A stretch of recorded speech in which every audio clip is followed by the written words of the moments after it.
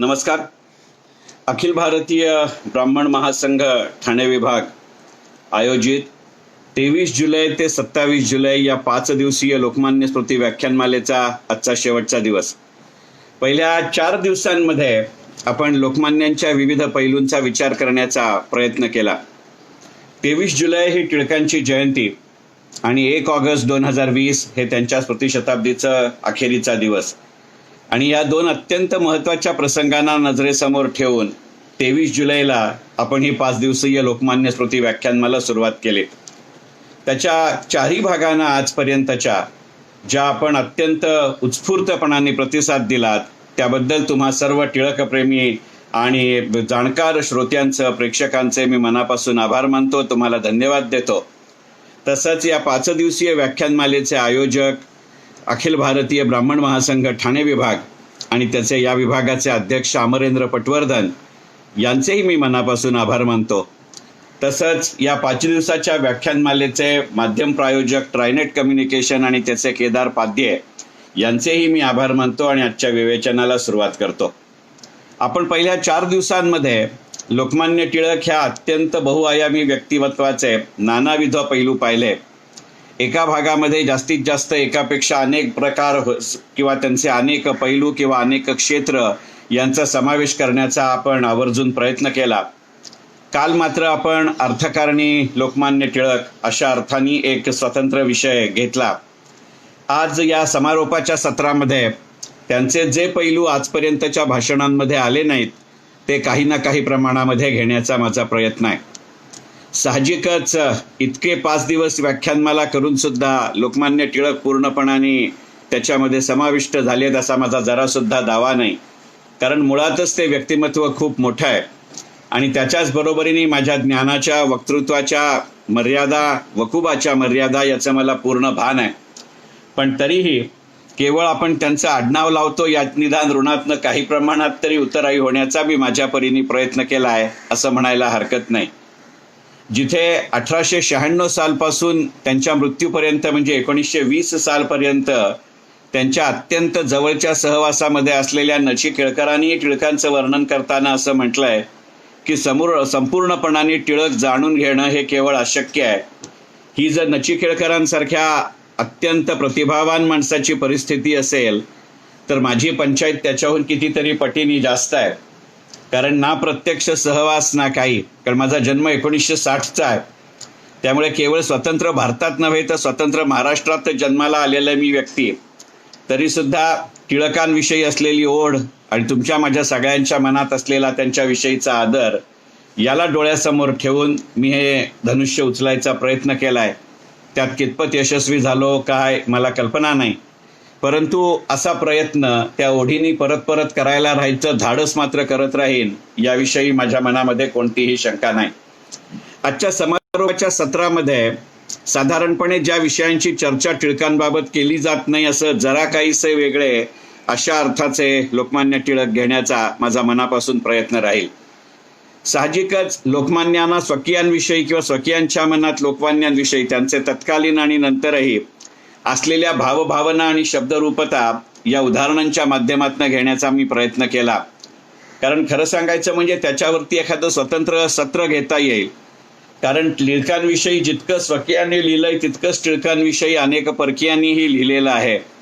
त्यामुळे येणाऱ्या काही काळामध्ये जर जमलं तर आवर्जून या 2 विषयांवरती स्वतंत्रपणाने अगदी पूर्ण तासाभराची नाही तरी काही छोटेखानी ऑनलाईन सेशन करण्याचा माझा प्रयत्न राहील. परंतु आज तो विषय आहे अशातला भाग नाही. पण लोकमान्य टिळक किंवा एकंदरीतच राजकारणी नेता, मग तो अगदी स्वातंत्र्यपूर्व काळातला असू दे किंवा स्वातंत्र्योत्तर काळातला असू दे, आपल्या मनामध्ये काही विशिष्ट ठाशीव कल्पना असतात आणि त्यातही आपल्या देशामध्ये एखाद्या माणसाला एखाद्या चौकटीमध्ये बसवण्याचा अत्यंत मोठा प्रयत्न केला जातो, त्यांच्या हयातीतही आणि त्यांच्या पश्चातही. आणि एकंदरीतच जसं इंग्रजीमध्ये एक म्हण आहे की कोणतीही मोठी माणसं 2दा मरतात, एकदा ते प्रत्यक्ष जेव्हा त्यांचं निधन होतं तेव्हा आणि दुसऱ्यांदा त्यांच्या पश्चात त्यांचे इतिहासकार त्यांच्याविषयीची नोंद करतात ती. मला भीती अशी आहे की आपण निदान या हत्येकऱ्यांमध्ये समाविष्ट होणार नाही याची आपण सगळ्यांनी काळजी घेऊया. आणि त्यामुळे कोणत्याही निष्कर्षाप्रत आज येणं अत्यंत कठीण आहे. आणि असं असलं तरीही टिळकांविषयी जी काही माहिती आपल्यापर्यंत या 5 दिवसामध्ये पोचवता आली ती पोचवण्याचा मी मनापासून प्रयत्न केलाय. मी मगाशी म्हटलं तसं की आपण एखादी राजकारणी व्यक्ती हल्लीच असं नाही, अगदी पहिल्यापासूनच एका विशिष्ट चौकटीमध्ये बसवायचा प्रयत्न करत असतो आणि अशा कुठच्याही चौकटीमध्ये कधीच बसणार नाही असं व्यक्तिमत्व म्हणजे लोकमान्य बाळ गंगाधर टिळक. एखाद्या जाती पुरेसं, एखाद्या काळा पुरेसं, एखाद्या राज्या पुरेसं किंवा एखाद्या भूभागा पुरेसं किंवा एखाद्या क्षेत्रा पुरेसं, मग ते क्षेत्र वैचारिक असेल, भौगोलिक असेल, अशा पद्धतीनं ते बसवता येईल असं व्यक्तिमत्व लोकमान्य टिळकांचं नक्कीच नाही. गणितापासून तंत्रज्ञापर्यंत किंवा तंत्रज्ञानापर्यंत अत्यंत सकस आणि सक्षम आणि सखोल जाणीव आणि अभ्यास असलेलं व्यक्तिमत्व म्हणजे लोकमान्य टिळक. टिळकांच्या आठवणींचे जे अनेक 3 खंड आत्ता जे अलीकडच्या काळामध्ये प्रसिद्ध झाले आहेत त्याच्यात म्हटल्याप्रमाणे की या माणसाला हा राजकारणी असूनही, हा लेखक असूनही, हा पत्रकार असूनही, हा समाजसेवक असूनही तंत्रज्ञानाची प्रचंड मोठी आवड होती आणि विशेषतः यंत्रसामुग्री हा विषय त्यांचा अत्यंत आवडीचा विषय होता. कालच्या एका भाषणामध्ये, विवेचनामध्ये मी ओझरता उल्लेख केला तसा की एकंदरीतच केसरीसाठी जी यंत्रसामुग्री प्रिंटिंग प्रेसमधली आयात करण्यात आली होती ती पासून, ती खोलून पाहण्यापासून त्याच्या मेंटेनन्स आणि रिपेअर पर्यंत अत्यंत प्रत्यक्ष आणि सक्रिय सहभाग असलेली व्यक्ती म्हणजे लोकमान्य बाळ गंगाधर टिळक आहेत. साधारणपणे आजही प्रेसमध्ये मालक, संपादक असलेली माणसं अशा पद्धतीने विचार करत असतील अशातला भाग नाही. आणि केवळ प्रेसशी संबंधितच यंत्रसामुग्री हाताळण्यामध्ये तो मनुष्य तरबेज होता अशातला भाग नाहीये. एकंदरीतच जे बल्ब बनवण्याचे किंवा ऍसिड बल्ब किंवा बॉम्ब बनवण्याचे जे प्रयत्न टिळकांच्या काळामध्ये झाले आहेत त्याच्यामध्येही रात्री टिळकांचा अत्यंत मोठ्या प्रमाणावरती सहभाग असायचा. त्यामुळे त्यांना काही वेळेला अल्पशी का होईना इजाही झालेली आहे असेही उल्लेख किंवा संदर्भ टिळकांच्या चरित्रामध्ये जी निरनिराळ्या व्यक्तींनी लिहिली आहेत त्यांच्यामध्ये सापडतात. कदाचित अशाच अर्थाने स्वातंत्र्यवीर सावरकरांनी टिळकांचं वर्णन करताना असं म्हटलं असेल की दिवसा पाहिलेले टिळक आणि रात्री भेटलेले टिळक याच्यामध्ये मोठं अंतर आहे. अर्थात हे विधान सावरकरांनी टिळकांविषयी केलंय हे आपण लक्षात घेऊ आणि त्यामुळे पाहिलेले आणि भेटलेले अशा ज्या क्रियापदांना हल्लीच्या मराठीमध्ये जे संदर्भ असतात साहजिकच तसे कोणतेही संदर्भ टिळकांच्या या चारित्र्याला किंवा चरित्राला नाहीत हे अत्यंत उघड आहे. कोणत्याही प्रकारची मांडवली केलेला हा मनुष्य नाहीये. केवळ इतकंच मोठं वैशिष्ट्य आहे अशातलं भाग नाही. जगदीशचंद्र बोसांच्या विषयी जो एक किस्सा अगदी ओझरत्या प्रमाणामध्ये मी पहिल्या दिवशी सांगितला होता ती ह्या विज्ञानमूलकतेची लोकमान्यांच्या अत्यंत मोठी साक्ष आहे. जीवशास्त्रीय संशोधनाविषयी एक अत्यंत महत्वाचं असं आंतरराष्ट्रीय पारितोषिक मिळालं. त्याच्यानंतर त्यांचा सत्कार हा केला गेला. त्या सत्काराबद्दल जगदीशचंद्र बोसांची एकच इच्छा होती की हा सत्कार लोकमान्य टिळकांच्या हस्ते व्हावा आणि त्यानुसार तो सत्कार लोकमान्यांच्या हस्ते झाला. साहजिकच त्या सत्कार प्रसंगी आयोजकांनी जगदीशचंद्र बोसांना असं विनंती केली की या सत्काराला उत्तर देणारं ते जे भाषण करतील त्याच्यामध्ये काही प्रमाणात तरी त्यांचं नेमकं संशोधन काय आहे हे सर्वसामान्य श्रोत्यांना त्यांनी थोडक्यात सांगावं. त्या पद्धतीने किंवा त्या प्रकारे जगदीशचंद्र बोसांनी जरूर प्रयत्न केला, परंतु शेवटी तो सायंटिस्ट मनुष्य होता. काही भाषेच्याही अडचणी थोड्याफार प्रमाणात असू शकतात, परंतु त्यांचं बोलणं तितकंसं लोकांना स्पष्ट झालेलं नाही हे लक्षात आलं. आणि अध्यक्षीय समारोप करण्यासाठी लोकमान्य जेव्हा बोलायला उभे राहिले तेव्हा त्यांनी आपणहून जगदीशचंद्र बोस, एकंदरीतच त्यांनी केलेलं संशोधन, त्याला मिळालेला पुरस्कार आणि त्या पुरस्काराचं आणि त्या संशोधनाचं असलेलं महत्त्व हे अत्यंत थोडक्या आणि मोजक्या शब्दामध्ये श्रोत्यांना स्पष्ट करून सांगितलं होतं. आणि त्याच्यानंतर जगदीशचंद्र बोस यांनी असे उद्गार काढले की कदाचित माझ्याही संशोधनाचे माझ्या लक्षात न आले स्पष्ट करून सांगितले आहेत आणि त्यामुळे माझा जो बालिश हट्ट होता तो हट्ट एका अर्थाने बरोबर होता असं म्हणायला हरकत नाही. म्हणजे अशा पद्धतीचा विचार करू शकणारा आणि तोही तात्काळ अंमलात आणू शकणारा ही सोपी गोष्ट नाही. त्याचा अर्थ त्या कार्यक्रमाला जाताना लोकमान्य किती पूर्ण तयारीनिशी गेले असतील याचा विचार करण्याची नितांत आवश्यकता आहे. असं केवळ ते पूर्ण विचारांती अशाच ठिकाणी गेले होते अशातला भाग नाही. कालच मी तुम्हाला सांगितलं जेव्हा आपण अर्थकारणी लोकमान्यांच्या विषयी बोलत होतो तेव्हा की अर्थकारणी लोकमान्यांच्या वेळेला बॉम्बे स्वदेशी कोऑपरेटिव्ह स्टोअर्स मधलं संचालक पद सांभाळत असताना लोकमान्यांच्या बरोबरीने ज्यांचे आजोबा पणजोबा हे संचालक होते, खरं म्हणजे त्यांची ती मूळ संकल्पना होती. त्यांच्यानंतर लोकमान्य आणि दादासाहेब खापर्डे त्यांना संचालक मंडळावरती सभासद म्हणून किंवा संचालक म्हणून नेमले गेले होते. त्यांच्या पणतुनी म्हणजे हेमेंद्र कोठारी जे त्यावेळेला 88 साली बॉम्बे स्टॉक एक्सचेंजचे उपाध्यक्ष होते, त्यांनी सांगितलेली आठवण अशी आहे की लोकमान्य टिळकांनी बॉम्बे स्वदेशी कोऑपरेटिव्ह स्टोअर्सची कोणतीही संचालक मंडळाची सभा चुकवलेली नाही. त्यातल्या प्रत्येक ठरावावरती, प्रत्येक मसुद्यावरती अत्यंत सखोल आणि अभ्यासपूर्ण चर्चा लोकमान्य करत असत आणि जो आपण हल्लीच्या भाषेत ज्याला आपण अजेंडा असं म्हणतो, हा त्यांना आधी लागत असे आणि त्यातल्या प्रत्येक ओळीचा आणि शब्दाचा ते अभ्यास करून आलेले असत. एकंदरीतच या बहुआयामी पद्धतीची जी काही गोष्ट आहे त्याच्यामध्ये अशा अनेक गोष्टी या आपण लक्षात घेतल्या पाहिजे. असे पैलू स्वातंत्र्यपूर्व काळात काय किंवा स्वातंत्र्योत्तर काळात काय आपण सहसा कोणत्याही राजकारण्याला चिकटवत नाही, कारण तेवढं आपलं धाडसच होत नाही, कारण आपला तसा अनुभवही नसतो. परंतु याला असणारा सणसणीत अपवाद म्हणजे लोकमान्य बाळ गंगाधर टिळक आहेत. म्हणजे एकंदरीतच जर दुसऱ्या शब्दामध्ये विचार मांडायचा झाला तर त्याचं वर्णन असं कदाचित करता येईल की जुना आधार आणि नवा संस्कार यांना एकत्र मिळवून एक नवीन उत्सव सुरू करणारी व्यक्ती म्हणजे लोकमान्य बाळ गंगाधर टिळक. मी मगाशी म्हटलं तसं पहिल्या 4 दिवसामध्ये जे मुद्दे आले नाहीत त्याचा काही प्रमाणामध्ये त्यामुळे वेगवेगळ्या क्षेत्रांमधल्या उड्या मारत असं केलेलं आजचं विवेचन असेल हे आत्ताच स्पष्ट करतो आणि त्याबद्दल तुमच्यासारख्या जाणकारांची क्षमा सुरुवातीलाच मागतो. कारण हे पैलूही या 5 दिवसीय व्याख्यानमालेमध्ये घेणं मला मनापासून आवश्यक वाटतं. मी जे आत्ता वाक्य म्हणलं की जुना आधार आणि नवा संस्कार मिळून उत्सव बनवावा, हे टिळकांचं एकंदरीतच शिवजयंती उत्सवाकडे किंवा गणेशोत्सवाकडे बघण्याची मनापासूनची भूमिका होती. आणि हे जर वाक्य म्हणायचं झालं तेव्हा हे उच्चार जेव्हा मी केला, हे वाक्य माझं नाहीये. नची केळकरांनी जे लोकमान्य टिळकांचं 3 खंडात्मक चरित्र लिहिलं आहे, त्या चरित्रामध्ये लोकमान्यांच्या स्वभाव वैशिष्ट्यांचं वर्णन करताना नची केळकरांनी हे वाक्य लिहिलेलं आहे. पण अशा पद्धतीचा संदर्भ लोकमान्यांच्या बाबतीत देणारे नची केळकर ही एकमेव व्यक्ती नाहीये. योगी अरविंदांचं जे पुस्तक समग्र अरविंदांच्या बरोबर येतं, अत्यंत छोटी पुस्तिका आहे ज्याच्यामध्ये बंकिमचंद्र, दयानंद आणि लोकमान्य टिळक यांच्या तिघांवरती अरविंदांनी लिहिलेले लेख आहेत. आयुष्याच्या एका टप्प्यापर्यंत योगी अरविंद स्वतः अत्यंत सशस्त्र क्रांतिकारक होते आणि त्यांच्यावरती टिळकांचा खूप मोठा प्रभाव होता. एका विशिष्ट टप्प्यानंतर योगी अरविंद हे पूर्णपणाने अध्यात्माकडे वळले, तरी सुद्धा त्यानंतरच्या काळामध्येही एका वेगळ्या अर्थीचा तो विषय आहे. परंतु योगी अरविंदांनी हे जे 40 पानी छोटं पुस्तक आहे ज्याच्यावरती लोकमान्य टिळकांवरती जवळजवळ 11.5 ते 12 पानी लेख आहे, त्या लेखामध्ये टिळकांचं वर्णन करताना योगी अरविंदांनी टिळकांचं वर्णन असं केलंय: भूतकाळ, वर्तमान काळ आणि भविष्यकाळ यांना जोडणारा भारतीय समाजाचा मानसिक सेतू म्हणजे लोकमान्य बाळ गंगाधर टिळक.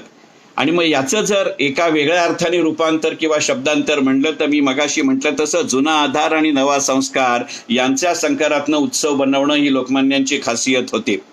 एकंदरीतच त्या समाजाच्या किंवा त्या उत्सवाच्या धार्मिकतेबद्दल कुठेही लोकमान्यांच्या मनामध्ये शंका असण्याचं कारण नव्हतं. पण केवळ धार्मिकतेपुरता तो उत्सव मर्यादित होता असं आपण तेव्हाही म्हणू शकलो नाही आणि आजही म्हणू शकणार नाही. आणि याच्याबद्दलच्या त्यांच्या भावना किती वेगवेगळ्या पद्धतीने व्यक्त झाली आहेत हे मनापासून लक्षात घेण्याजोगं आहे. टिळकांच्या आठवण आणि एकंदरीतच टिळकांविषयीच्या अनेक पुस्तकांमध्ये याचा संदर्भ आहे की आचार्य धर्मानंद कोसंबी आणि लोकमान्य बाळ गंगाधर टिळक हे एकदा त्या गणेशोत्सवातल्या विसर्जनाच्या मिरवणुकीनंतर घरी परत बरोबर येत होते आणि त्यावेळेला कोसंबींना असं वाटलं की एकंदरीतच लोकमान्य टिळक थोडे चलबिचल झालेले आहेत. मुळातच लोकमान्यांची या सगळ्या उत्सवांबद्दलची भूमिका आपण लक्षात घेऊया की ज्याला आपण आजच्या पद्धतीमध्ये उपयुक्ततावाद म्हणतो, युटिलिटेरियन अप्रोच असं म्हणतो. असं म्हणत असताना युटिलिटेरियन अप्रोच आपण आपल्या स्वतःच्या वैयक्तिक स्वार्थाचा विचार करत असतो. लोकमान्यांच्याही या उत्सवामध्ये त्या जुन्या संस्काराला नवीन आधार देताना एका विशिष्ट प्रकारचा युटिलिटेरियन अप्रोच जरूर आहे. परंतु तो युटिलिटेरियन अप्रोच त्यांच्या वैयक्तिक स्वार्थाचा किंवा वैयक्तिक सुखाचा नाहीये. त्या निमित्ताने लोक एकत्र येऊन काहीतरी एक वेगळा विचार करतील ही त्याच्या मागची भूमिका आहे. आणि त्यामुळे या उत्सवांची भूमिका स्पष्ट करत असताना लोकमान्यांनी त्यांच्या स्वतःच्या अग्रलेखामध्ये एक वाक्य म्हणलंय, त्याच्या शब्दामध्ये कुठेही गडबड होऊ नये एवढ्याकरता ते वाक्य मी मुळात वाचण्याचा प्रयत्न करणार आहे. आपल्यापैकी सगळ्यांना माहिती आहे की मी होता होई तो सहसा कागद किंवा पॉवर पॉईंट प्रेझेंटेशन हातात घेऊन बोलायला उभं राहत नाही, परंतु हा शब्द यातला महत्वाचा आहे.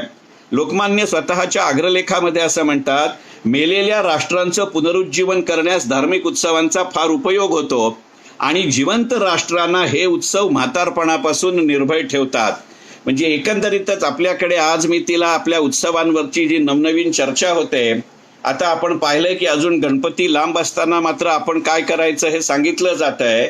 पण जो आता पुढच्या आठवड्यामध्ये ईद आलाय तो जमल्यास बंधनं पाळा असं म्हटलं जात आहे. या संदर्भातही हे वाक्य जरूर लक्षात ठेवण्याजोग आहे.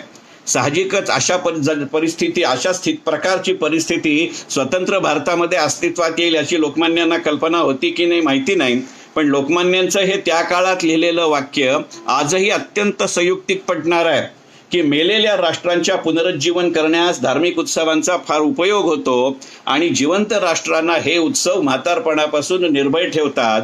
अशा प्रकारचा दृष्टिकोन ठेवून उत्सवांचं पुनरुज्जीवन आणि त्याची कालसुसंगता वाढवणारे टिळक त्यावेळेला उत्सवाच्या किंवा विसर्जनाच्या मिरवणुकीत थोडेसे चलबिचल झाले आहेत असं आचार्य धर्मानंद कोसंबींना वाटलं आणि त्याचा संदर्भ देत आचार्य धर्मानंद कोसंबी, आता धर्मानंद कोसंबी ही त्या क्षेत्रातली किती मोठी अधिकारी मला वेगळेपणाने सांगायला हवं अशातला भाग नाही. त्यांनी कोसंबीने टिळकांना असं विचारलं की तुम्ही कसं काय चलबिचल झाला असं मला वाटतं, ही गोष्ट खरी आहे का? तर याच्यावरती लोकमान्यांनी दिलेलं उत्तर फार चांगलं आहे. म्हणजे एकंदरीतच लोकमान्यांची कोणत्याही उत्सवाकडे बघण्याची दृष्टी काय होती हे या उत्तरातनं स्पष्ट होतं. अनेकदा अगदी मोजक्या शब्दाचा फार मोठा अर्थ आपल्याला वर्षानुवर्ष लागत राहतो अशा पद्धतीचं हे वाक्य आहे.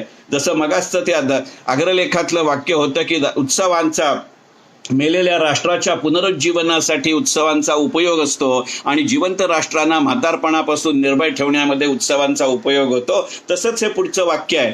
लोकमान्य आचार्य धर्मानंद कोसंबींना असं म्हणाले की अहो 8 दिवसासाठी स्थापन केलेल्या मूर्तीच्या विसर्जनाने आपला समाज विव्हळ होतो, पण 100 वर्षांच्या पारतंत्र्यांनी तो होत नाही. याचा विचार करायला लागावा आणि त्यातनं आपले प्रयत्न सतत वाढते ठेवावेत. याची कविता किंवा याचं महत्व पटवणं, कविता नाही, याचं महत्व पटवणारं अशा पद्धतीचा हा उत्सव आहे आणि त्यातनं माझी चलबिचलता वाढलेली आहे की आपल्याला अजून कोणत्या पद्धतीनं यासाठी प्रयत्न करावे लागतील याचा मी विचार करतोय आणि ती ही अस्वस्थता आहे, ती चलबिचलता नाही.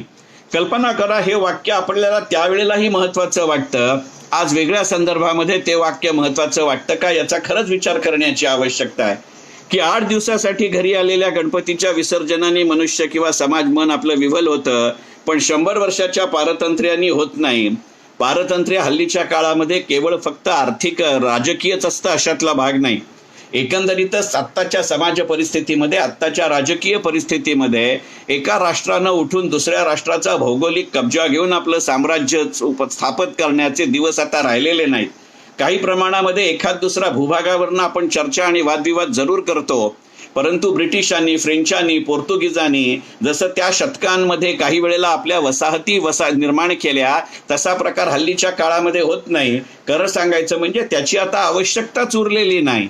याच्या व्यतिरिक्त आपण जर तुमची आर्थिक नाकेबंदी करायला सुरुवात केली, तुम्ही आणि मी ज्या पद्धतीची शस्त्रास्त्र किंवा ॲप्स आपल्या मोबाईलच्या माध्यमातून वापरतोय त्यांचा वापर जर आपण निर्गमित करायला लागलो तर आज मला विचार करायला लागतो की हल्लीच्या सायबर एजच्या काळामध्ये सायबर अटॅक जर होणार असेल तर त्याच्यासाठीही हे पारतंत्र्यच एका पद्धतीचं आहे का? मग असं पारतंत्र्य माझ्यावर येणार नाही म्हणून केवळ त्या एखाद्या विशिष्ट राज्याच्या किंवा देशाच्या ॲपवरती बंदी घालण्याबरोबरच त्याला समर्थ पर्याय आपल्या देशात केवळ निर्माण करून चालत नाही, तर त्याची उपयुक्तता आणि वितरितता याचाही विचार करावा लागतो का? आणि मग अशाही दृष्टीने काही पारतंत्र्य जी आपली आपण ओढवून घेतली आहेत त्याचाही या टिळकांच्या स्मृतीचा पुनरुज्जागर करत असताना याचा विचार केला पाहिजे का, हे मला मनापासून वाटतं. याचा अर्थ टिळकांची धर्म आणि राजकारण याच्यामध्ये असलेली जी गल्लत आहे किंवा याचा मधला जो संबंध आहे त्याच्यामधल्या टिळकांचं जे वाक्य आहे ते फार मनापासून वाटतं. कोणत्याही प्रकारच्या काळामध्ये, कोणत्याही प्रकारच्या राज्यकर्त्यांच्या रंगसंगतीमध्ये या वाक्याला फार मोठं महत्व येतं. टिळकांनी शिवजयंती उत्सव, टिळकांनी सार्वजनिक गणेशोत्सव सुरू केला हे नितांत सत्य. टिळकांनी आपल्या समाजकारणामध्ये, वैयक्तिक जीवनामध्ये त्याची कधीही गल्लत न करताना वेळ प्रसंगी समाज आपल्याबरोबर टिकवण्यासाठी 2 पावलं मागे यायची ही टिळकांची तयारी होती. याचा उल्लेख आपण दुसऱ्या आणि तिसऱ्या दिवसाच्या विवेचनामध्ये मी केला आहे. एकंदरीतच पंचकर्म किंवा ग्रामण्य पंचहौत किंवा ग्रामण्याचे जे प्रकार आहेत ते काही टिळकांचे फार मोठे त्याच्यावरनं वाद घालू शकले नसते. टिळक अशातला भाग नाहीये. परंतु जर आपल्याला समाज आपल्याबरोबर टिकायचा असेल तर वेळ प्रसंगी 2 पावलं मागे यायची टिळकांची तयारी होती, एवढाच त्याचा अर्थ आहे. परंतु याबद्दलची टिळकांची भूमिका अत्यंत स्पष्ट आहे की ते म्हणले की धर्म हा राष्ट्रीयत्वाला विघातक होतो किंवा विघातक असतो ही गोष्ट खरी नाही. हे वाक्याचा पूर्वार्ध आहे, पण वाक्याचा उत्तरार्ध त्याच्याही पेक्षा महत्वाचा आहे. म्हणजे एकंदरीतच वाक्याचा पूर्वार्ध महत्वाचा नाही असं मी म्हटलेलं नाही. टिळकांच्या या वाक्याचा पूर्वार्ध असा आहे की धर्म हा राष्ट्रीयत्वाला विघातक असतो किंवा असतो ही गोष्ट खरी नाही. म्हणजे रिलिजन बेस्ड नॅशनॅलिझम आणि नॅशनॅलिस्ट बेस्ड रिलिजन याच्यामधली जी आजकालची किंवा नंतरच्या काळातली चर्चा आहे ती समूळ उखडणारं असं हे वाक्य आहे. टिळक असं म्हणतात की धर्म हा राष्ट्रीयत्वाला विघातक असतो किंवा विघातक होतो ही गोष्ट खरी नाही, पण राजकारणाला धर्माचा पेहराव नको आणि कोणाचाही धर्ममंदता किंवा धर्मांधता ही जरा सुद्धा खपवून घेतली जाणार नाही. या वाक्याला फार मनापासून महत्व द्यावं अशा प्रकारचा हा विषय आहे. हे वाक्य आपण नीट लक्षात घेऊया की ज्या माणसानं आपल्याकडे सार्वजनिक गणेशोत्सव सुरू केले, ज्या माणसानं शिवजयंतीचा उत्सव एकंदरीतच त्या धर्मकारणाचा किंवा गणपतीच्या धर्मकारणाचा राजकारणाशी आणि तत्कालीन समाजकारणाशी आणि स्वच्छपणाने सांगायचं म्हणजे स्वातंत्र्य लढ्याशी सांगड घातली, तोच माणूस असं म्हणतोय की राजकारणाला धर्माचं अधिष्ठान हवं पण धर्माचा पेहराव नको आणि कोणत्याही परिस्थितीत कोणत्याही धर्माची धर्मांधता किंवा त्यातनं येणारी दांडगाई ही खपवून घेता कामा नये हे आपण विधान लक्षात घेतलं पाहिजे.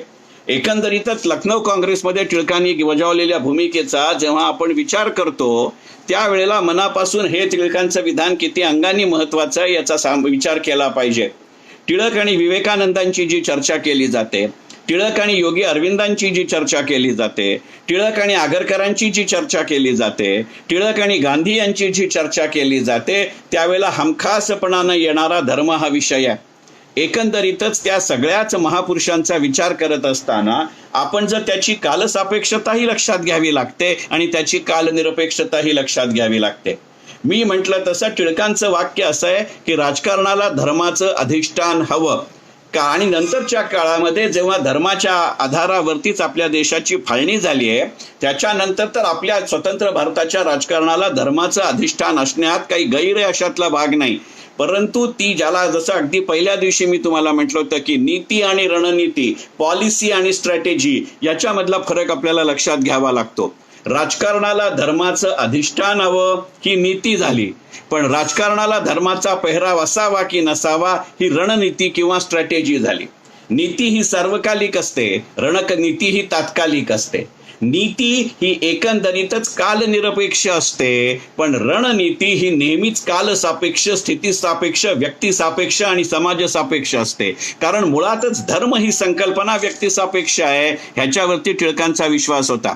कल्पना करा की एकीकडे लखनौ काँग्रेसमध्ये काँग्रेसच्या वतीनं मुसलमानांसाठी राखीव मतदारसंघ देणारी की अशी सही करणारी व्यक्तीच त्यांच्या दृष्टिकोनातनं धर्माचं अधिष्ठान आणि धर्माचं राजकारण याचा विचार करते. आणि मग त्या माणसाची पारदर्शकता इतकी आहे की एक लक्षात घेऊ आपण की आपल्याला मी पहिल्याच दिवशी विधान केलं तर मला याच्यामध्ये कोणाचंही ग्लोरिफिकेशन टिळक सोडून, लोकमान्य सोडून करण्याचा माझा विचार नाही. हो, लोकमान्यांचं ग्लोरिफिकेशन मी कोण करणार, ती व्यक्तीच तितकी स्वयंप्रकाशी आहे.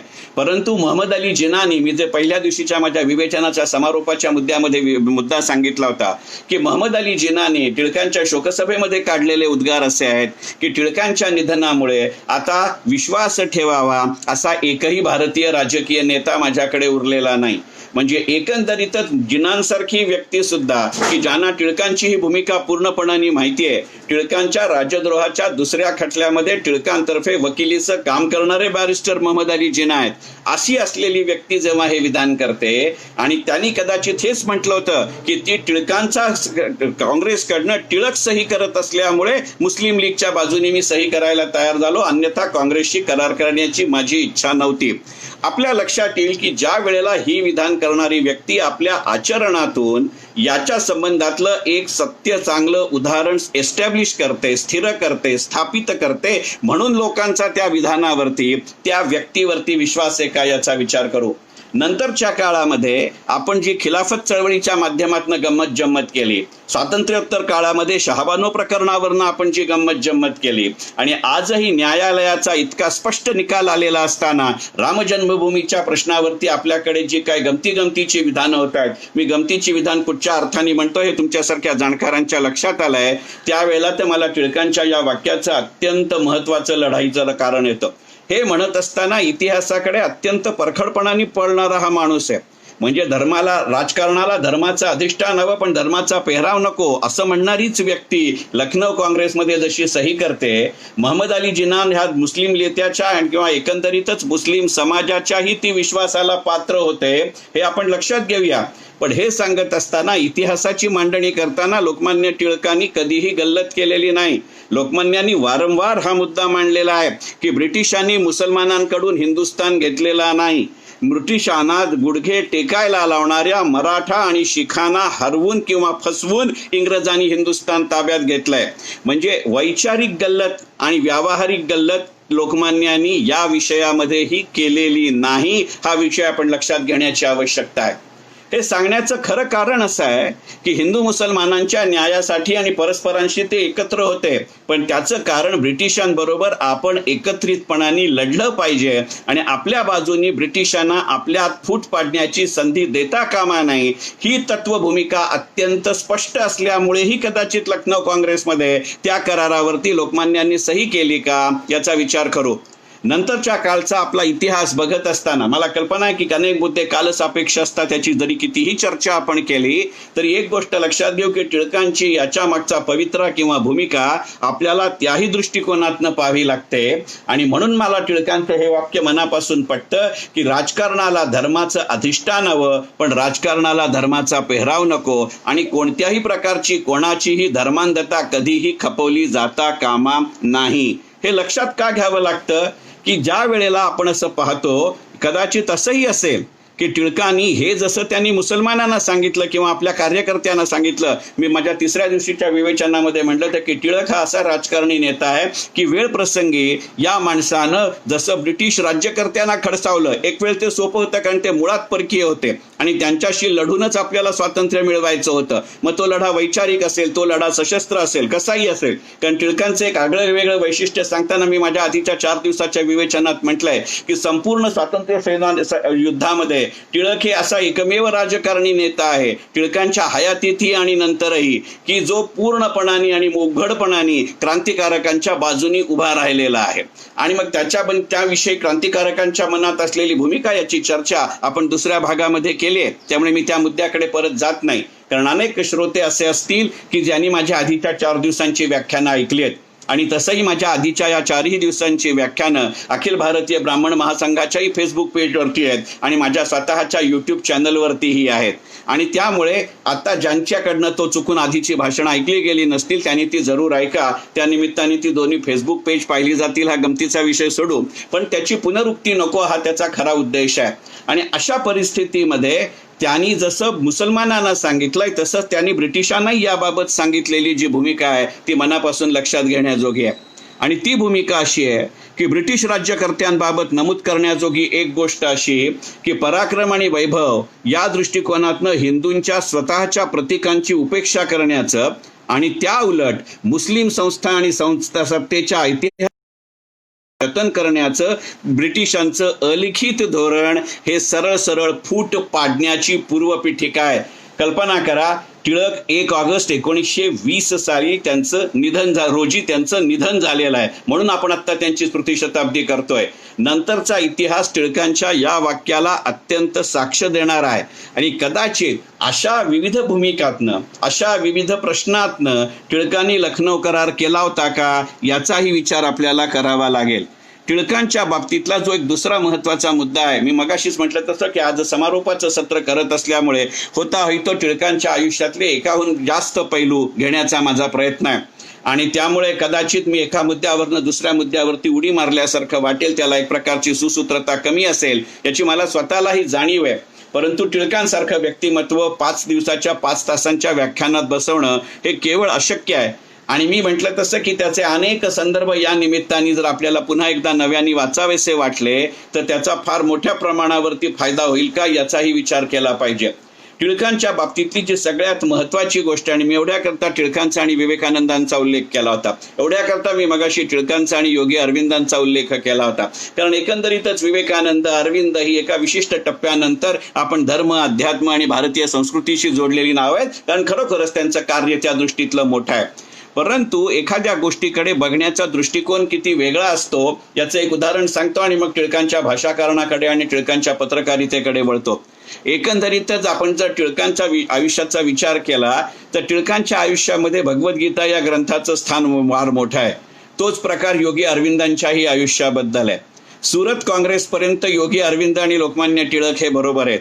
सुरत काँग्रेस उधळली गेल्यानंतर योगी अरविंदांनी महाराष्ट्रभर आणि महाराष्ट्राबाहेर एकंदरीतच देशभरात अनेक जी व्याख्यानं केली ती सशस्त्र क्रांतीची आहेत. पण त्याच काळात योगी अरविंदांचा गीतेशी संबंध आल्यानंतर इतरही अनेक कारणं असतील, पण त्यातला एक महत्वाचं कारण भगवद्गीता हे आहे. तर त्या गीतेमुळे योगी अरविंद हे राजकारण किंवा स्वातंत्र्य लढाई सोडून ते अध्यात्माकडे वळले. आणि योगी भगवद्गीता पहिल्यापासून टिळकांची साथीदार असतानाही टिळक मात्र कार्यप्रवण आणि कर्मप्रवण गीता सांगत राहिले. गीतेवरती लोकमान्यांनी गीता रहस्य लिहिलं आणि योगी अरविंदांनी एसेज ऑन गीता लिहिलं. म्हणजे एकच पुस्तक किती वेगवेगळ्या पद्धतीचा विचार करतो हे लक्षात घेतलं पाहिजे.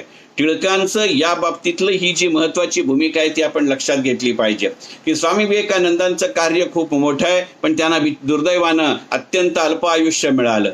बिपिनचंद्र पाल एका विशिष्ट टप्प्यानंतर राजकारणातनं किंवा स्वातंत्र्य लढ्यातनं त्यांना माघार घ्यावी लागली. योगी अरविंद पूर्णपणाने स्वातंत्र्य लढा आणि सशस्त्र क्रांती सोडून अध्यात्माकडे वळले. त्यामुळे जी बंगालची निर्णायकी झालेली होती त्या निर्णायकीमध्ये ना प्रशासकीय हालचाल, ना लष्करी हालचाल, ना सक्षम नेतृत्व, यातनं टिळकांचं नेतृत्व किती वेगळ्या पद्धतीने बंगालमध्ये आजही रुजलंय याचे अनेक किस्से मी माझ्या आधीच्या विवेचनात दिले.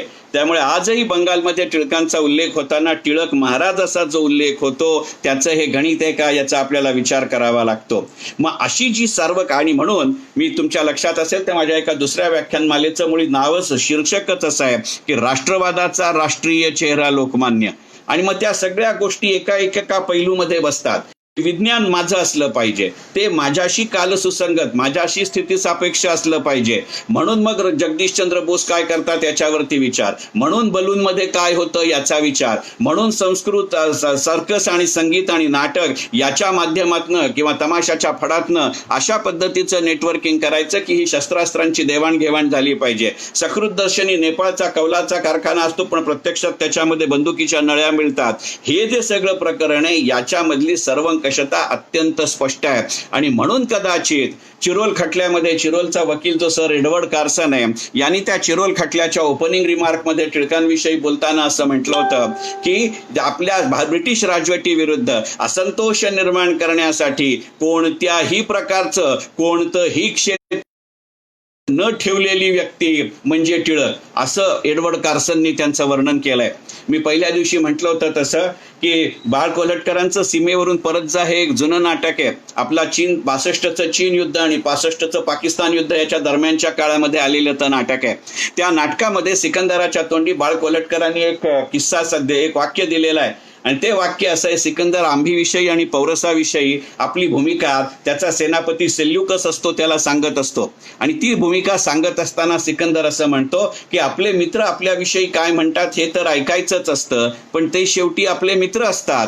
पण त्याहीपेक्षा आपल्यावर टीका करायची म्हणून आपले विरोधक किंवा आपले शत्रू आपल्याविषयी जे म्हणतात ते मात्र आवर्जून ऐकायचं असतं आणि त्याचा अभ्यास करायचा असतो, कारण निंदेच्या रूपातनं ती आपली शक्तिस्थळ ही सांगत असतात आणि आपले वीक दुवे ही सांगत असतात. मग या पार्श्वभूमीवरती जर एडवर्ड कार्सनचं विधान ऐकलं तर हे लक्षात घेतलं पाहिजे.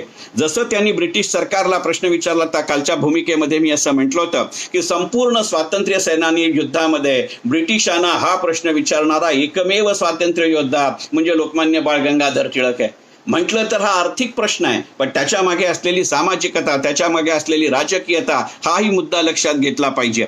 आणि तो प्रश्न असा आहे की ब्रिटिश सरकारने ईस्ट इंडिया कंपनी का ताब्यात घेतली, त्याचं अत्यंत विस्तृत विश्लेषण माझ्या कालच्या विवेचनामुळे त्याची द्विरुक्तता करत नाही. परंतु तुमच्या असं लक्षात येईल की जिथे जिथे शक्य आहे, जिथे जिथे ब्रिटिश राजवटीमुळे आपल्या इकडच्या देशामध्ये विरोध होतोय त्याचा उखडून काढण्याचं काम लोकमान्यांनी केलंय. मग त्यांच्या पत्रकारितेमध्येही असेच आहे. टिळकांच्या केसरी आणि मराठ्याच्या सुरुवातीच्या काळात दोन्ही आणि नंतरच्या काळात केसरीच्या पत्रकारितेविषयी म्हणताना गोविंद तळवलकरांनी केलेलं विधान फार महत्वाचं आहे. गोविंद तळवलकर ज्यांनी स्वतः बाळ गंगाधर टिळक या नावाचंच टिळकांविषयी पुस्तक लिहिलं आहे, त्यांनी असं म्हणलं की टिळकांच्या पत्रकारितेमध्ये किंवा टिळकांच्या काळामध्ये मराठीमध्ये एकूण 3000 नवीन शब्द रूढ झाले. आपण आज जो शब्द वापरतो नोकरशहा आणि नोकरशाही हे टिळकांनी मराठीत रूढ केलेले शब्द आहेत.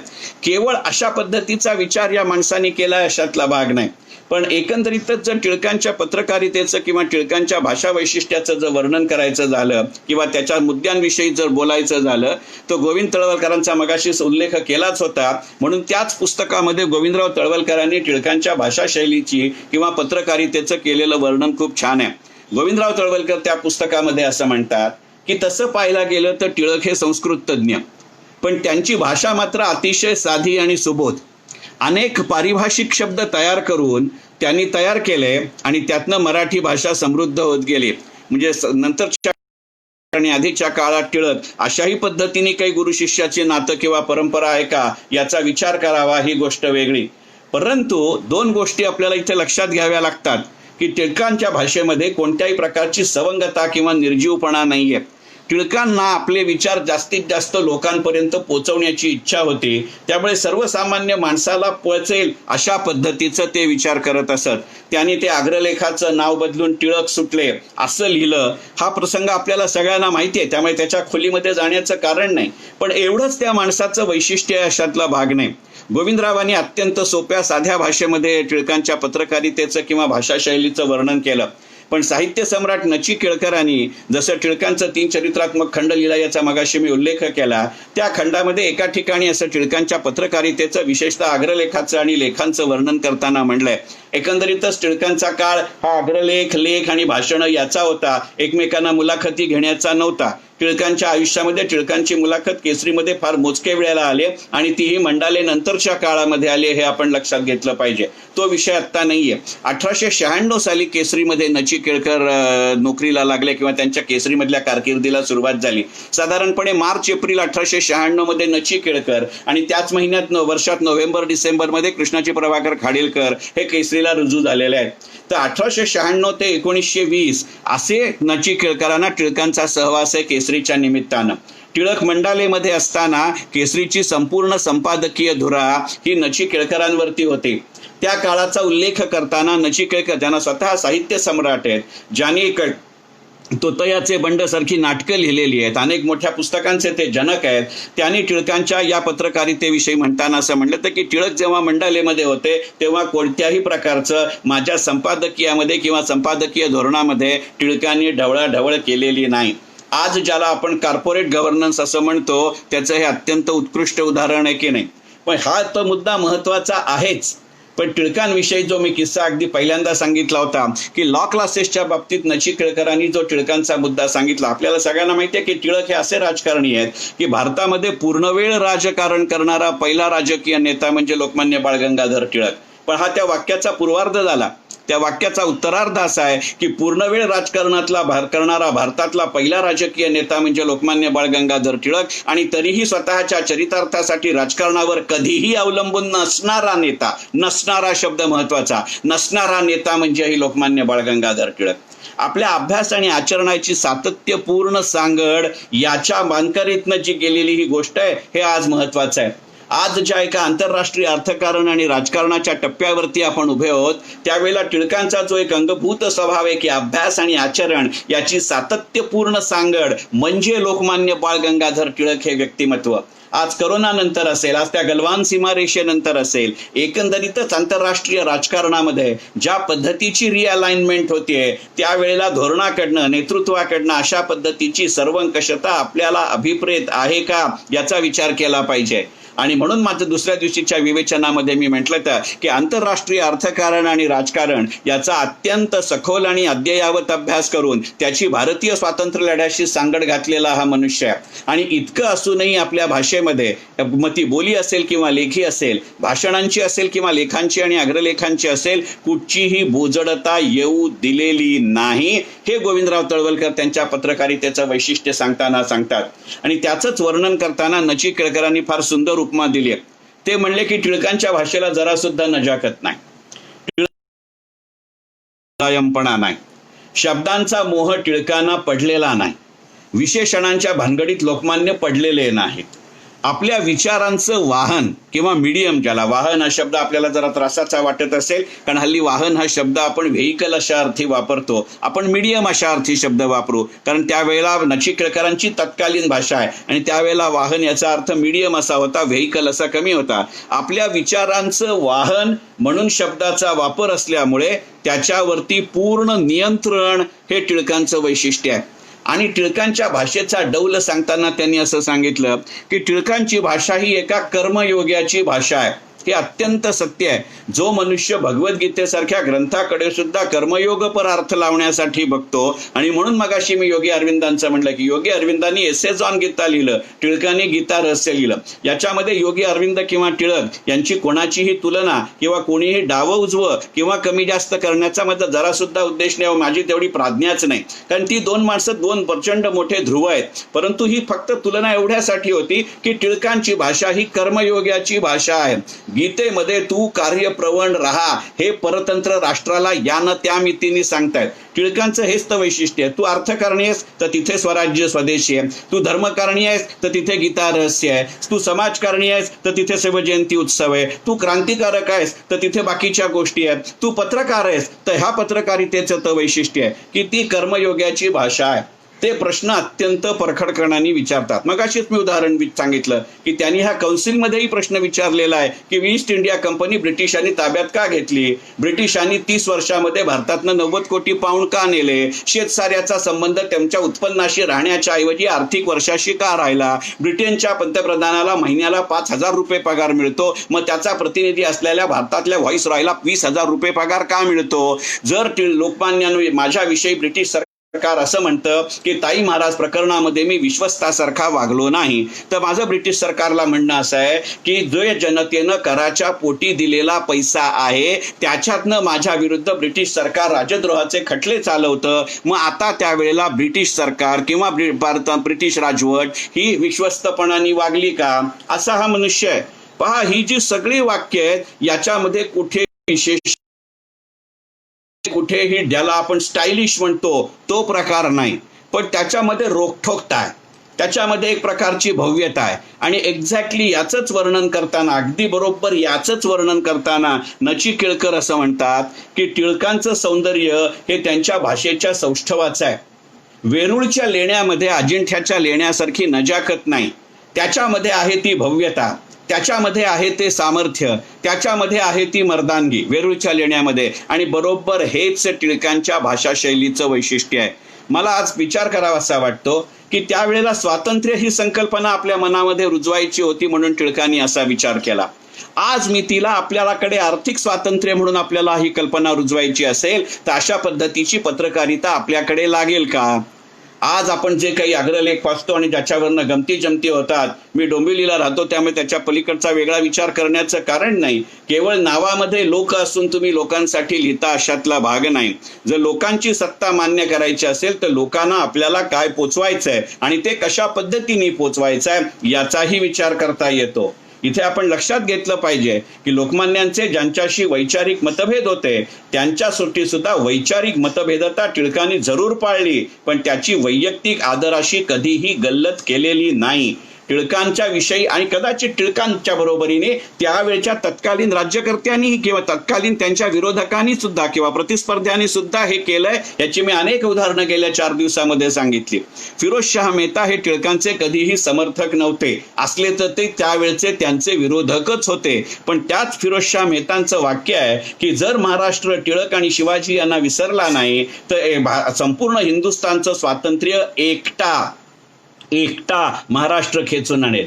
आपल्या महाराष्ट्राच्या नंतरच्या समाजकारणाला, राजकारणाला आणि तथाकथित विद्वजनांच्या चर्चेमध्ये Tilak versus Sagarkar, Tilak versus Gokhale, Tilak versus Ranade, जे टिळक आणि रानडे कधीच नसतं अशा पद्धतीचा विचार केलाय. पण त्याच रानड्यांविषयी, त्याच आगरकरांविषयी टिळकांनी लिहिलेले मृत्यूलेख याचा विचार करू. नाटकाच्या संबंधात मी कालच तुम्हाला सांगितलं की ते संपूर्ण स्त्री पार्टीने केलेलं सामाजिक नाटक पाहत असताना टिळकांनी तिथे काढलेले उद्गार आहेत, पण तिथे तर काही राजकारण करण्याची जागा नव्हती.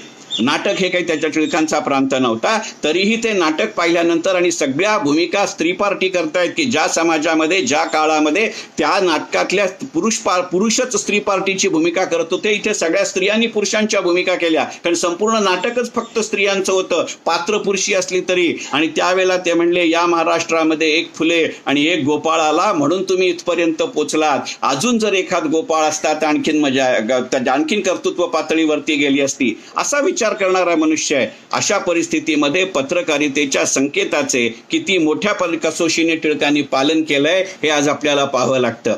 कदाचित आजच्या प्रसंगामध्ये किंवा आजच्या परिस्थितीमध्ये याचा वेगळ्या पद्धतीने विचार करावा लागेल का, याचा विचार करावा लागेल. नर फाटकाने टिळकांच्या पत्रकारितेचं जे केलेलं वर्णन आहे ते मला फार महत्वाचं वाटतं. नर फाटकाने हे टिळकांचं चरित्र लिहिलेलं आहे. मुळात नर फाटक हा किती फार चांगल्या अर्थी, अॅनालिटिकल अशा अर्थी मी म्हणतोय, मी छिद्रांविषयी म्हटलेलं नाही, पण किती कुचकट इतिहासकार आणि लेखक आहे. मी चांगल्या अर्थी उदाहरण देतोय किंवा शब्द वापरतोय, कुठचाही वैयक्तिक आकस नाहीये. पण ते म्हणजे असं परखड म्हणावं किंवा अगदी लागेल असं म्हणावं अशा पद्धतीचं लिहिण्यासाठी नर फाटक प्रसिद्ध आहेत. पण त्या नर फाटकाने सुद्धा टिळकांच्या पत्रकारितेविषयी केलेलं वर्णन पहा. म्हणजे गोविंदरावांनी एका पद्धतीने केलं, टिळकांचे सहकारी असलेल्या नची केळकरांनी वर्णन वेगळ्या पद्धतीने केलं. रूढार्थाने पत्रकार नसलेले पण नंतरच्या काळातले अत्यंत अभ्यासू अशा पद्धतीचे नरफाटक आहेत. मी मुद्दामून वेगवेगळ्या टप्प्यांवरची आणि वेगवेगळ्या क्षेत्रातली माणसं का घेतोय की माणूस म्हणजे टिळक आणि क्षेत्र म्हणजे त्यांची पत्रकारिता ही एकच आहे. पण वेगवेगळ्या काळामध्ये एखादा कॅलेडोस्कोप आपण पाहावा असं त्यांच्या पत्रकारितेविषयी लोक कसं पाहत गेले ते पाहणं मला अत्यंत महत्वाचं वाटतं. आणि म्हणून नरफाटक टिळकांच्या पत्रकारितेविषयी असं म्हणतात की पृथक्करण हा टिळकांच्या बुद्धीचा विषय आहे आणि विषयाची भिन्न भिन्न अंगोपांग पाहत घडणीचा क्रम उलगडत जाणं हे टिळकांच्या लेखन शैलीचं वैशिष्ट्य आहे. म्हणजे म्हणून कदाचित त्यांना सायन्स जास्त जवळचं वाटत होतं का? म्हणून कदाचित त्यांच्या गीता रहस्याची ही मांडणी तशी आहे का की मला ज्याच्यापर्यंत विषय पोचवायचा आहे त्याच्या दैनंदिन जीवनातली उदाहरणं आणि तिथपर्यंत त्याचा धागा पोचवणं हा त्याचा संदर्भ असेल का? आणि ती केवळ एका बैठकीमध्ये बसून केलेली पुस्तकबाजी अशातला भाग नाही. वेळ प्रसंगी त्याच्यासाठी हा मनुष्य रस्त्यावरतीही उतरलाय. दारूबंदीचं उदाहरण देताना मी तुम्हाला सांगितलं की एकीकडे दारूमुळे होणारे परिणाम, त्या कुटुंबाची होणारी हालत, त्या घरातल्या स्त्रियांवरती होणारे परिणाम, घरातल्या मुलांच्या शिक्षणावरती होणारे परिणाम, अशा अर्थाने हा कामगार पुढारी भांडतो.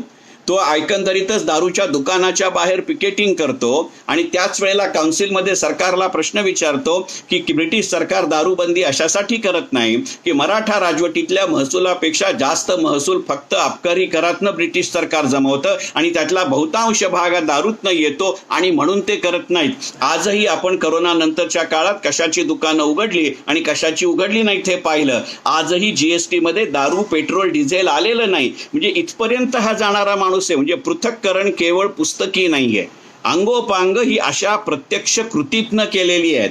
अशा अर्थाने अभ्यास आणि आचरण याची सांगड आहे.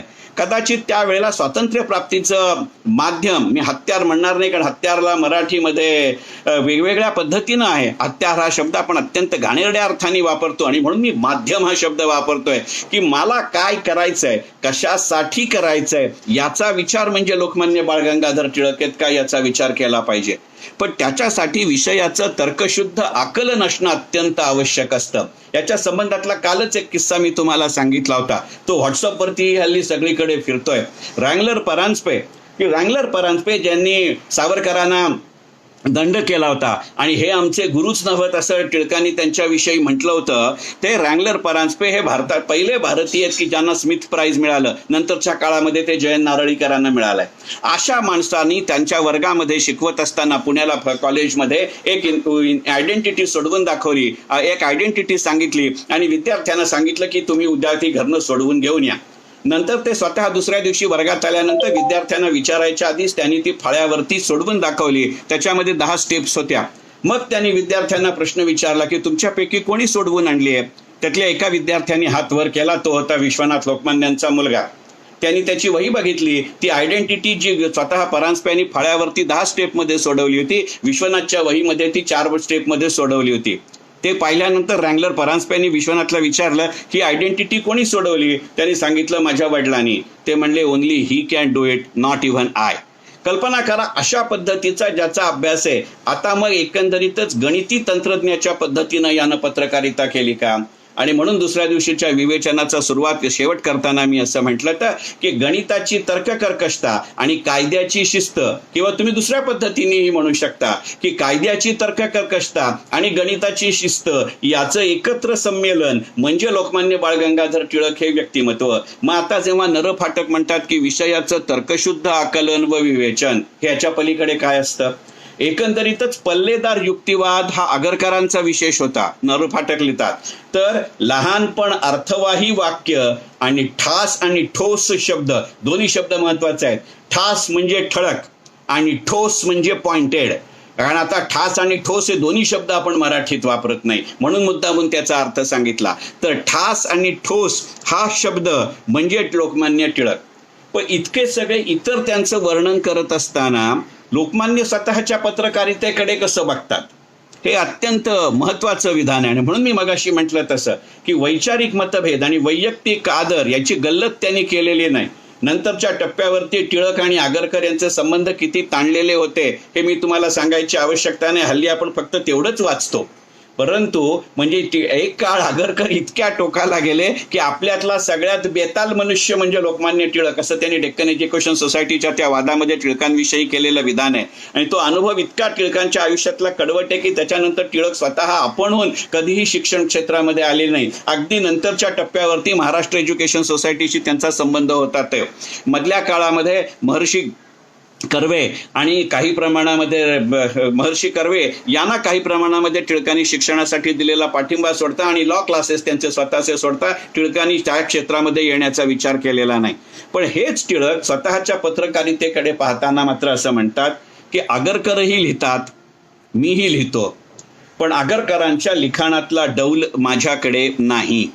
म्हणजे जे आपल्याकडे नाही पण पुढच्याकडे आहे तो एका वेगळ्या क्षेत्रामध्ये पूर्णपणाने वेगळ्या पद्धतीने आपल्या विरुद्ध टोकाला गेलाय, तरी सुद्धा त्याचं जे आहे त्याचं वर्णन करण्याची हिम्मत आणि सौराध्य, हल्लीच्या भाषेत त्याला आपण सहिष्णुता असं म्हणतो, ही किती प्रमाणामध्ये या माणसानं काढली. म्हणजे एकंदरीतच आपल्या कृतीतून कोणकोणत्या प्रकारचे संकेत या माणसानं निर्माण केले याचा विचार केला पाहिजे. आपल्या सामाजिक जीवनातला एक संकेत मी अगदी पहिल्या दिवशीच माझी व्याख्यानमालेची सुरुवात करताना सांगितलं की ते लरा पांगारकरांना असं म्हणले की कोणतंही भाषण हे खरं म्हणजे 1.25 ते 1.5 तास त्याच्यावरती जाता कामा नाहीये. आयोजक म्हणूनही नाही, वक्ता म्हणूनही नाही आणि प्रेक्षक म्हणूनही नाही. आपल्या नकळत आजही आपण एखाद्या कॉर्पोरेट सेशन्समध्ये प्रोग्राममध्ये सुद्धा टेक्निकल सेशन सुद्धा 1.25 ते 1.5 तासाच्या वर नेत नाही. ही टिळकांनी आपल्याला लावलेली शिकवण आहे हे आपल्यापैकी किती जणांना माहिती आहे. हे सांगण्याचं कारण असं आहे की या माणसाने अत्यंत वेगवेगळ्या पद्धतीने या गोष्टींचा विचार केलाय. आणि त्या दृष्टिकोनातनं आता समारोपाच्या 2 मुद्द्यांकडे जात असताना, कारण टिळकांचं जर उदाहरण पाळायचं असेल आणि 1.25 तासात सेशन संपवायचं असेल, मी बरोबर 6ला बोलायला सुरुवात केली आहे आणि आता साधारणपणे 6:58 6:59 झाली आहेत. याचा जर विचार करायचा झाला तर विद्यावाचस्पती शंकर अभ्यंकरांनी टिळकांविषयीची जी भाषणं केली आहेत पूर्वीच्या काळामध्ये, जी पूर्वी ऑडिओ कॅसेटमध्ये असायची, त्यांनी सांगितलेले टिळकांचे 7 नियम घेण्याचा मोह मला आवरत नाही. टिळकांच्या विषयी बोलताना विद्यावाचस्पती शंकर अभ्यंकर असं म्हणले, मी मुद्दामून जाणीवपूर्वक अगदी मोकळेपणा आधीचेही 4 दिवस दिले आहेत. जिथे जिथे शक्य होतं तिथे तिथे कालच्या परवाच्या भाषणामध्ये मी त्या पुस्तकातले पान नंबर सुद्धा दिले आहेत. कारण एकंदरीतच त्या निमित्ताने आपण जर संपूर्ण टिळक वाङ्मय आणि एकंदरीतच त्या काळचा कुठचाही आपल्याला आवडत असलेल्या व्यक्तिमत्वाच्या मूळ वाचनाकडे गेलो तर ती जास्त काळाची गरज आहे असं मला फार वाटायला लागलंय. लोकमान्य टिळकांविषयी बोलताना विद्यावाचस्पती शंकर अभ्यंकर असं म्हणाले की ज्ञानी माणसं ही समाजाचे डोळा असतात, त्यांनी मार्ग दाखवला पाहिजे. म्हणजे आधी केलं आणि मग सांगितलं, ज्याला आपण मराठीत म्हणतो तशा आशयाचं हे वाक्य आहे. आणि एवढ्या करताच मी टिळकांचं वर्णन करताना तुम्हाला पहिल्याच दिवशी गमतीने म्हणलं तर की या भाषणाची हल्लीच्या काळामध्ये आपल्याला बायलाईन द्यायची सवय आहे. तशी जर बायलाईन द्यायची असेल तर या व्याख्यानमालेची बायलाईनच मुळी अशी आहे की अभ्यास आणि आचरण याची सातत्यपूर्ण घातलेली सांगड म्हणजे लोकमान्य टिळक. तर मुळामध्ये त्यांचे विद्यावाचस्पती शंकर अभ्यंकरांनी त्याचा उल्लेख आहे आणि त्याची फार सविस्तर चर्चा ही नरफाटकांपेक्षा सुद्धा धनंजय कीरानी जे टिळकांचं चरित्र लिहिलं आहे त्याच्यामध्ये आहे. धनंजय कीरानी एका वेगळ्या अर्थाने, पण जर समान शब्दात सांगायचं झालं तर आधीच्या काळामध्ये धनंजय कीर आणि नंतरच्या काळामध्ये विद्यावाचस्पती शंकर अभ्यंकर यांच्यातलं एक साम्य असं आहे की टिळकांच्या विषयी बोलताना त्या दोघांनीही असं म्हणलं की भारत राष्ट्र ही एक सांस्कृतिक एकात्मता आहे, याचं जी गोष्ट वर्णन म्हणजे लोकमान्य बाळ गंगाधर टिळक. आणि मग ती ओतप्रोतता काय आहे याचा अनुभव आपण किंवा बुद्धे आपण गेल्या 5 दिवसभर तेच पाहत आहोत. पण त्यांच्याबद्दलचा जो एक सगळ्यात महत्वाचा मुद्दा मला इथे सांगावासा वाटतो, ती महत्वाची गोष्ट लक्षात घेतली पाहिजे. स्वराज्य हा माझा जन्मसिद्ध हक्क आहे आणि तो मी मिळवणारच असं टिळक म्हणाले, ती गोष्ट बरोबर. पण केवळ स्वराज्याचा विचार लोकमान्यांनी केलेला नाही. स्वराज्या इतकंच सुराज्यालाही लोकमान्यांनी महत्व दिलं हे आपण लक्षात घेऊ. आणि म्हणूनच मी गेल्या 4 दिवस किंवा अगदी आज सुद्धा जी वेगवेगळी उदाहरणं देतोय त्याचं कारण ते आहे की नंतरच्या काळामध्ये आपण बहिष्कार एका अत्यंत वेगळ्या टोकाला नेला, भाबड्या टोकाला नेला. आणि मग सरकारी नोकरीवर बहिष्कार, याच्यावर बहिष्कार, त्याच्यावर बहिष्कार असल्या गोष्टी सांगितल्या. लोकमान्य टिळकांनी कधीही लोकांना सरकारी नोकरीत जाण्यापासून रोखलेलं नाही. उलट लष्कर आणि प्रशासकीय सेवा याच्यामध्ये तरुण मंडळींनी गेलंच पाहिजे आणि त्या विषयाचा अनुभव घेतलाच पाहिजे, याच्यासाठी टिळक आहेत. कारण टिळक असं म्हणतात की स्वराज्यापासून सुराज्याकडे जाताना तुम्हाला आणि तुम्हाला संरक्षणही लागतं.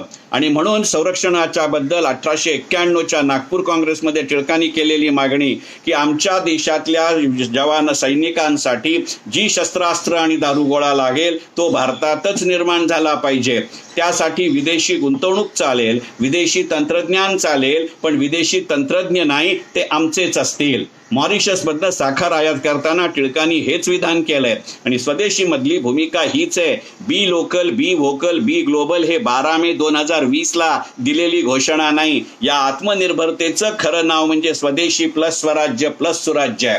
दुर्दैवाने त्याचा उल्लेख मात्र नावनिशिवार ना 12 मेच्या पंतप्रधानांच्या भाषणात आहे, ना 13 मे ते 17 मेच्या भाषणात आहे. मन की बात मध्ये तात्पुरता उल्लेख करणं, याचं एका वाक्यात वर्णन करायचं झालं तर जो हौद से गया वो बुन से आता नाही इतकंच आहे. परंतु माझा आजचा तो विषय नाही.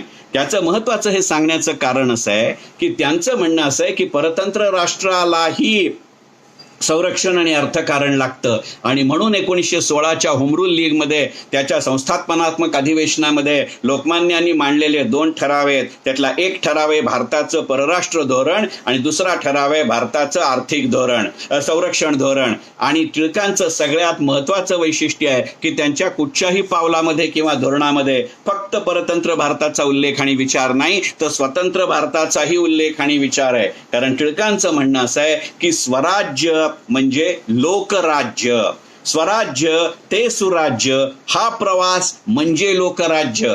स्वराज्य हे पारतंत्र्यापासून मिळवायचं असतं आणि सुराज्य हे आपल्या समोरच्या अडचणींपासून मिळवायचं असतं. हे टिळकांचं वाक्य आहे, माझं वाक्य नाही. कल्पना करा, आज मितीलाही आपण त्या पातळीपर्यंत पोचलोय का, याचा विचार करण्याची आवश्यकता आहे. आणि म्हणून टिळकांची व्याख्या अशी आहे की लोकमत हेच अधिदैवत असणारं राज्य म्हणजे स्वराज्य, आणि राष्ट्र हा देह आहे तर स्वातंत्र्य हा आत्मा आहे. हे टिळकांचं वाक्य आहे. स्वराज्याची राष्ट्रशक्ती अत्यंत प्रकटपणाने प्रगट झाली पाहिजे. मला वाटतं गलवानच्या नंतरच्या सीमारेषेवरती बोलत असताना या पद्धतीचा आणखीन काही वेगळा रेफरन्स देण्याची आवश्यकता आहे, अशातला भाग नाही. प्रतियोगी असहकारिता मिळेल तेवढा आधी पदरात पाडून घ्यायचं आणि मग उरलेल्यासाठी लढाई करायची, कारण यातनं कुटुंबाची साथ आणि कार्यकर्त्यांचा विश्वास किंवा जनतेचा विश्वास आपल्याबरोबर राहतो. हे टिळकांचं वाक्य आहे. आजही गलवानच्या सीमारेषेनंतर याचा आपल्याला विचार करावा लागतो का, ही गोष्ट पाहण्याची आवश्यकता आहे. हे सगळे मुद्दे सांगण्याचं कारण अशासाठी होतं की या सगळ्या गोष्टींमध्ये टिळकांचा जो भर आहे तो शिक्षणावर आहे. कारण शिक्षण ही सतत चालणारी प्रक्रिया आहे, अशा अर्थी बघण्याचा टिळकांचा त्याच्याकडचा दृष्टिकोन आहे. हे सांगण्याचं कारण असं आहे की आज एका वेगळ्या संदर्भामध्ये त्याची अत्यंत महत्त्वाची गरज आहे. कदाचित आपल्या अनेक श्रद्धा, आपल्या अनेक धारणा परत परत आपल्याला तपासून पाहाव्या लागतील, याचं टिळकांना भान असावं. मला फार राहून वाटतं की 1940च्या दशकाच्या सुरुवातीला आपल्याकडे देशामध्ये ज्या क्रिप्स योजना आली आणि ज्याला महात्मा गांधींच्या नेतृत्वाखाली आपल्या त्यावेळच्या धोरणांनी त्याला विरोध केला, माझ्या मनामध्ये फार प्रश्न येतो की विशेषतः प्रतियोगी सहकारितेचा जर टिळकांच्या सूत्राचा विचार केला, कारण टिळक 1920 साली गेले आणि त्याच्यानंतर जवळजवळ 20-25 वर्षांनी ही क्रिप्स योजना आली. मला असं वाटतं की जर टिळकांच्या हयातीत अशी क्रिप्स योजना आली असती तर नंतरच्या काळामध्ये ती जेव्हा प्रत्यक्षात आली तेव्हा जितका त्याला सरसकटपणाने विरोध झाला तो लोकमान्यांनी केला असता का? कारण प्रतियोगी असहकारितेमध्ये टिळकांविषयीचं अत्यंत महत्त्वाचं टिळकांचं वाक्य असं आहे की पूर्णपणाने जे मिळतंय ते आधी पदरात पाडून घ्यायचं आणि मग त्याच्याबद्दलचा जो काही विचार असेल तो करायचा. मला आज स्वतःला असं फार वाटतं की या दृष्टिकोनातनं जर आपण लोकमान्यांकडे पाहत गेलो तर जे फार पूर्वी करंदीकरांनी टिळक भारतमध्ये जे टिळकांच्या किंवा त्या काळाचं वर्णन केलंय ते मला फार महत्त्वाचं वाटतं.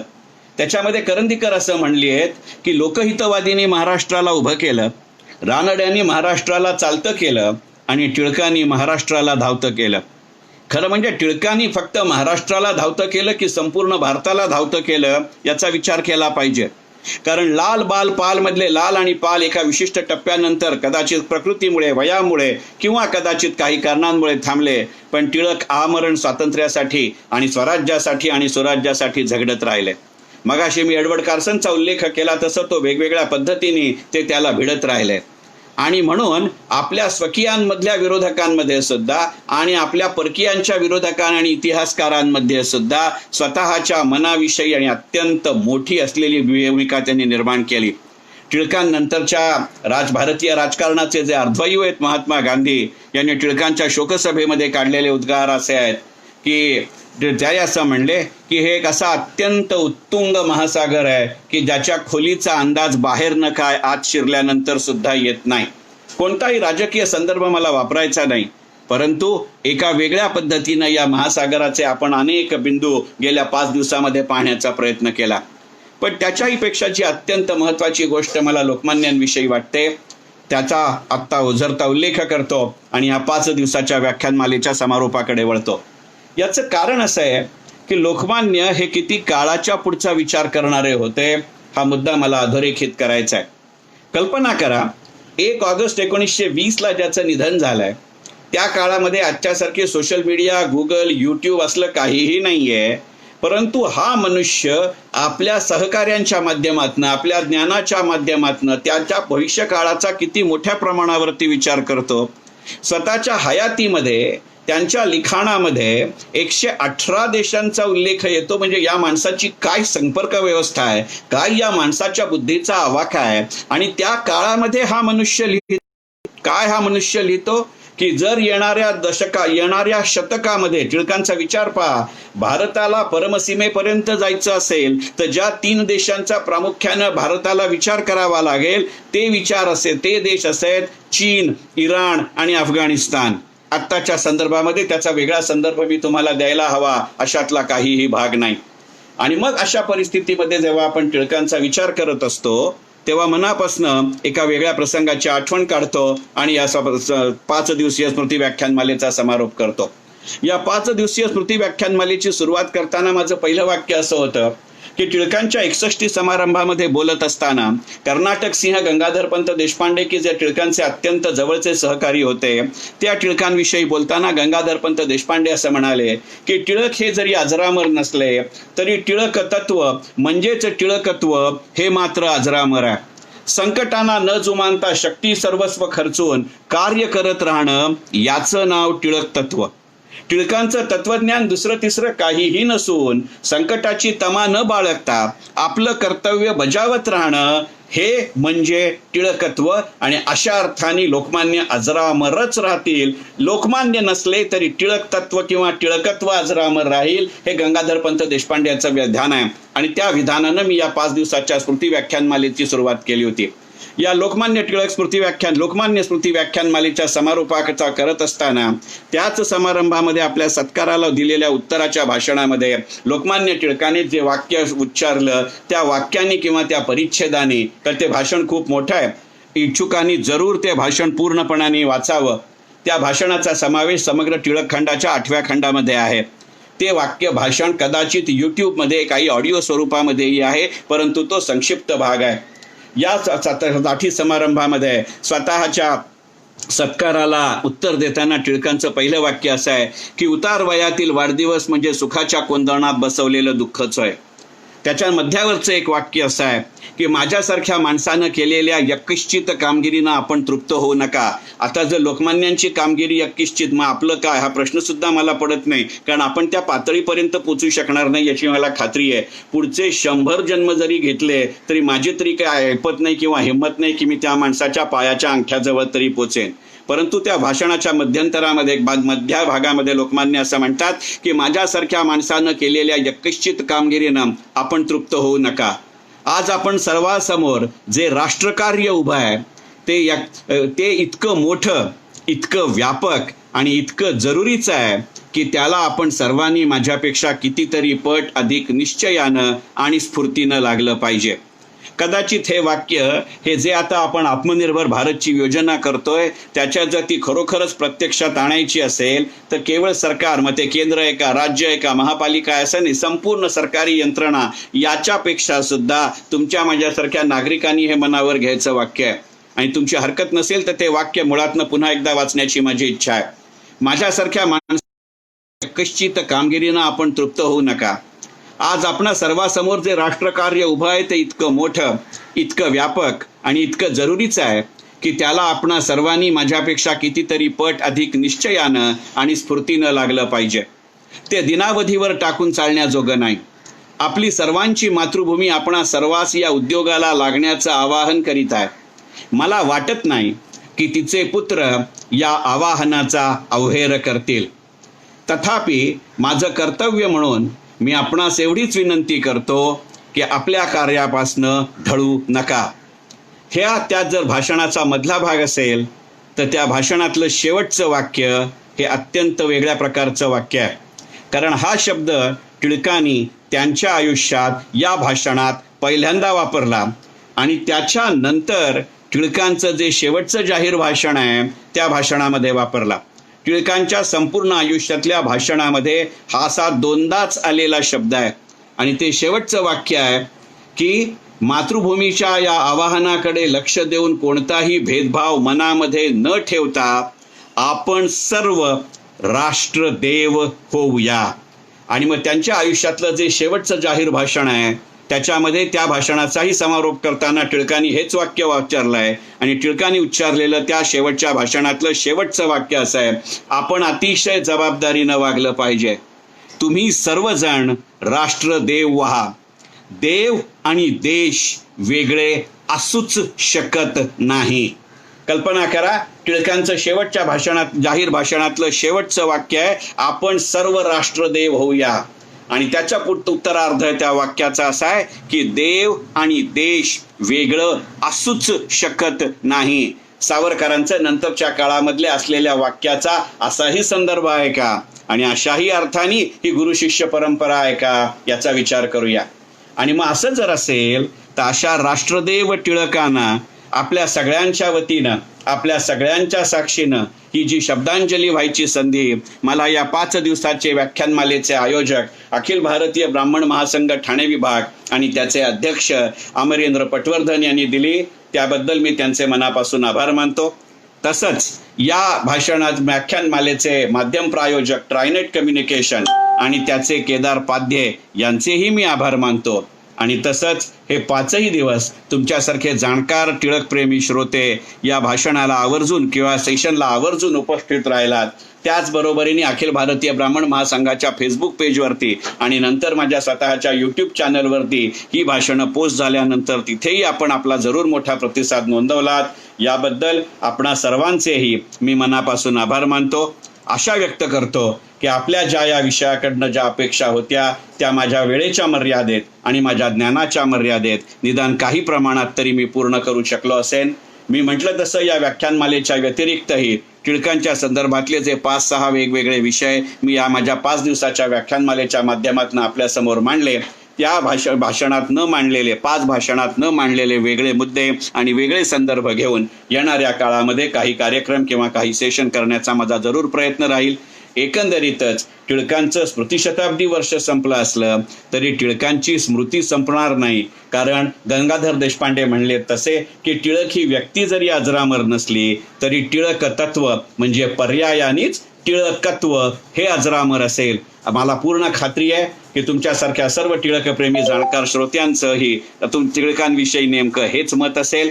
आपल्या सगळ्यांच्या वतीनं टिळकांच्या स्मृतिशताब्दीच्या निमित्तानं त्यांच्या पवित्र आणि कार्यशील स्मृतीला अभिवादन करताना एकच इच्छा अशी व्यक्त करतो की पंतप्रधानांच्या भाषणामध्ये अत्यावश्यक असून सुद्धा टिळकांच्या संपूर्ण कालसुसंगत स्वदेशीचा विचार मांडला जात असताना टिळकांचा नावनिशिवार उल्लेख जरी नसला तरी निदान या स्मृतिशताब्दी वर्षात मरणोत्तर का होईना लोकमान्यांना भारतरत्न मिळावं अशी इच्छा व्यक्त करतो आणि या 5 दिवसीय लोकमान्य स्वातंत्र्य स्मृती व्याख्यानमालेचा समारोप करतो. मनपूर्वक धन्यवाद.